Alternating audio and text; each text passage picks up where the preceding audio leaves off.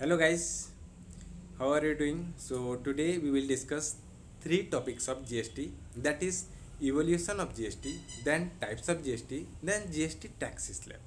So moving further with the first topic, that is evolution of GST. In evolution, how GST evolved.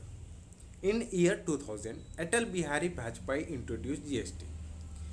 He set up a committee to design GST model. In 2006, during the budget session of 2006 to 2007, then Union Finance Minister said to introduce GST from 1st April 2010. In the year 2014, in Lok Sabha, the Constitution 122nd Amendment Bill was introduced. In August 2016, the Constitution 101st Amendment Act was enacted. In September 2016, first GST Council meeting was held.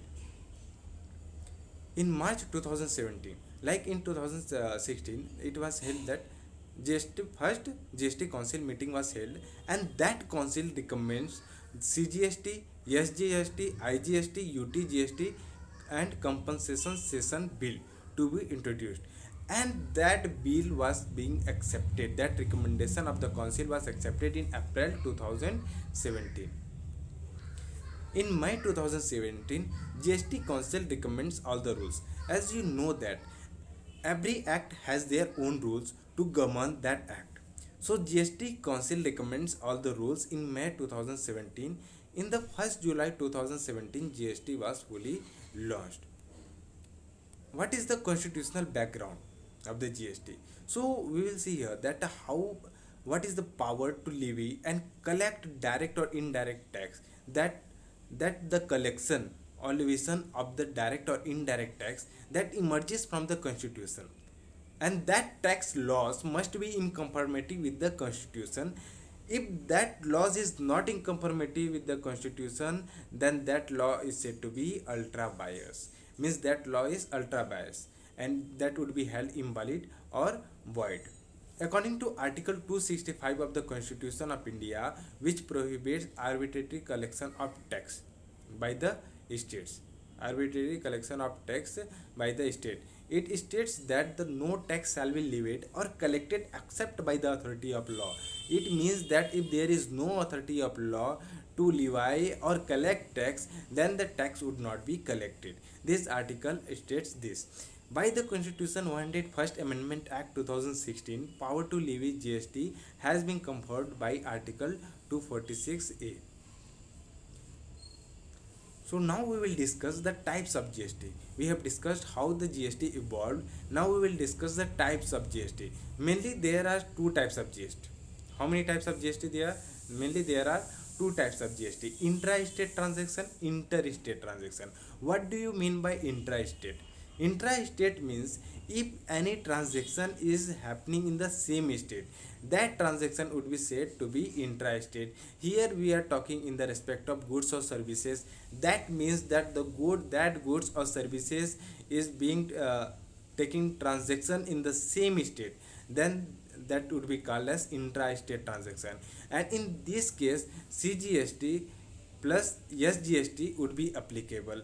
In SGST, UTGST or SGST, as per the applicability. What do you mean by as per the applicability? It means that in the case of state, SGST will be applicable, and in the case of union territory, UTGST will be applicable. In addition to that, compensation cess would also be levied if applicable. And now we will talk about the second types of GST, that is inter-state transaction. What do you mean by inter-state transaction? That means that if any goods or services, the transaction of that goods or services is taking place in different state, in that case IGST would be applicable. Along with that, in addition to that, compensation cess will be levied if applicable. We'll see one example. Here it is the description of the product of the Banarsi silk sari, and the seller sell from the Surat. Surat is in Gujarat. From Gujarat I have taken this order in Madhya Pradesh. Now Gujarat to Madhya Pradesh. Which type of transaction it is? It is inter-state transaction. So Which type of GST will be applicable? IGST will be applicable in interstate transaction, and IGST of 5%. Why 5%? Because this type of product comes under the GST tax slab of 5%. That's why 5% IGST will be applicable. So what is the taxable value? 951 rupees is the taxable value, in which IGST of 5%, which will come 47.57 rupees. So total would be 999 rupees is the total amount. Okay, in this way the product is being sold, and IGST, SGST, CGST, UTGST is being levied and collected by the consumers. So who pays the GST? Actually GST is being paid by the consumer. That's why it is called as the indirect tax. And what is the direct tax? Indirect tax, it is directly collected, like for example income tax, which comes under the direct tax. In indirect tax GST comes. So we will move further. We will discuss CGST. Where CGST is applicable? CGST is applicable to all states and union territories in India. And where SGST is applicable? SGST states includes those union territories having their own legislature, that is Delhi and Puducherry. What do you mean by this? That in SGST, along with all the states like Madhya Pradesh, Surat, Maharashtra, okay, Delhi and Puducherry is also included. Why Delhi and Puducherry? Because these both union territory have their own legislature. That's why here SGST will be applicable. Otherwise, to all other union territories, UTGST is applicable along with the CGST. IGST. Now, what is IGST? In IGST is made up of two things, that is CGST plus SGST. Here in interstate supply, where interstate supply takes place, IGST is imposed and collected by center, and that tax is being apportioned in center as well as in state. And last tax we will discuss is state compensation cess. ठीक, state compensation cess. To compensate for the loss of revenue by new regime of GST by central government. We have seen that GST is a new regime by central government. So to compensate for the loss of revenue, the central government will give state compensation cess. Okay, now we will discuss the tax slab of GST. So mainly there are 5 types of tax slab in GST, that is 0% tax GST slab, 5%, 12%, 18%, and 28%.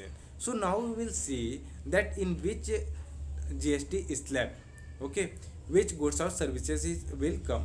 Here I have provided only few examples. There are many products like in this GST slab. So I have discussed only few of them. Now I will discuss about in 0% GST slab, that is GST exempted product.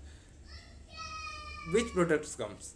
In these essential commodities comes goods like eatable like milk, curd, salt, flour, jaggery, sanitary napkins, sindoor, bindi, bangles, jute, etc. This comes under 0% GST slab. And what type of services? Hotel stay with room tariff less than rupees 1000. Okay. In 5% GST slabs, goods like items of mass consumption, edibles like tea, sugar, cashew nuts, baby food, etc. Fuel like biogas, coal, fertilizers, etc. comes under this. Now services like newspaper printing, transport services via AC cabs, restaurants of turnover rupees 50 lakh, and tour operator services. This comes under 5% GST slab. In 12% GST slab, goods, processed foods like ketchup, pickles, fruit juices, dairy products like ghee, butter, cooking utensils like spoon, tongs, packaged product like drinking water, services like movie ticket of less than rupees 100, hotel stay of less than rupees 7500 per day. This comes under 12% GST slab. In 18% GST slab, goods eatables like pasta, mineral water, soups, capital goods like winding wires, aluminium foil, paints, household products like hair oils, shampoo, detergent, perfume, makeup products, etc. Movie tickets of over than rupees 100, telecom and IT services, comes under 18% GST slab. So last slab is 28% GST slab. In these goods like eatables like aerated water, chocolates, air conditioner, fax machines, dishwashers, etc. comes in this 28% GST slab. Services like 5-star hotel services, racing club services, amusement park, etc. comes under 28% GST slab. So we have discussed 5 types of GST slab. In this video we have discussed evolution of GST, types of GST, and then 5 types of GST slab. So now we are clear with the concept, the basic concept of the GST. Okay, thank you.